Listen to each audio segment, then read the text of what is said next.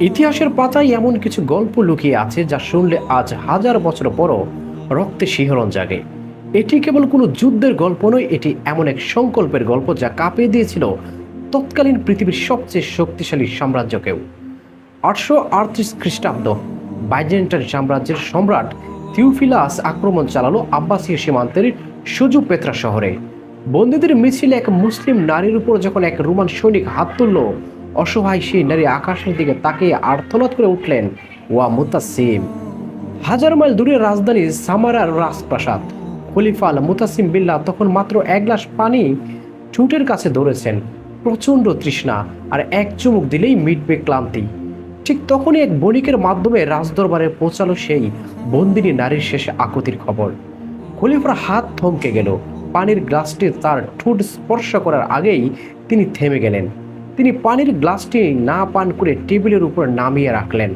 দরবারের সবাইকে স্তম্ভিত করে খলিফা গর্জে উঠলেন, আল্লাহর কসম, এই পানি আমার গলা দিয়ে নামবে না যতক্ষণ না আমি আমার সেই বোনের সম্মান ফিরিয়ে আনছি। এই পানি এই পাত্রেই থাকবে। আমি আমরিয়া জয় করে ফিরে এসে তবে এটি পান করব। গ্লাস ভর্তি পানি সেভাবেই রেখে দেওয়া হলো রাজপ্রাসাদে। খলিফা পড়লেন যুদ্ধের বর্ম। তিনি জানতে চাইলেন রোমানদের সবচেয়ে শক্তিশালী আর অজেয় দুর্গ কোনটি। জবাব এলো আমরিয়া, যা ছিল বাইজেন্টাইনদের অহংকার। এক অচেনা মেয়ের এক ফোঁটা চোখের জলের বদলা নিতে খলিফা মুতাসিম গড়ে তোলেন এক বিশাল সেনাবাহিনী। মরুভূমির দুলু উড়িয়ে পাহাড় পর্বত টপকে অজেয় দুর্গ আমরিয়া ঘিরে ফেলল মুসলিম বাহিনী।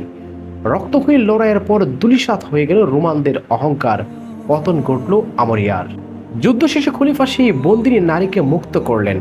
এরপর দীর্ঘ অভিযান শেষ করে যখন তিনি সামারার রাজপ্রাসাদে ফিরে এলেন, টেবিলের উপর তখনও রাখা ছিল সেই পানির পাত্রটি। খলিফা আল মুতাসিম বিল্লাহ সেই পাত্রটি হাতে নিলেন এবং বিজয়ের তৃপ্তি নিয়ে সেই পানি পান করে নিজের প্রতিশ্রুতি পূরণ করলেন।